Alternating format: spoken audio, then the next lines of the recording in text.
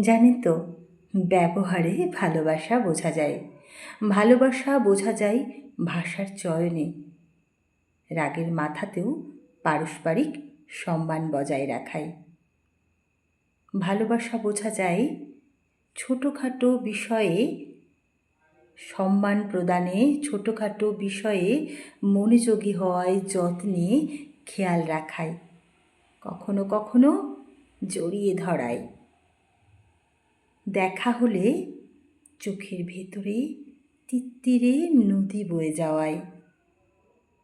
আবার সকালে ঘুম ভেঙে চোখ না খুলেই ফোনটা কোনো রকম হাতড়ে আধো গলায় গুড মর্নিং বলায়।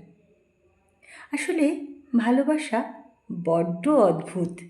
না থাকলে বোঝানো যায় না, আর থাকলে বোঝাতে হয় না।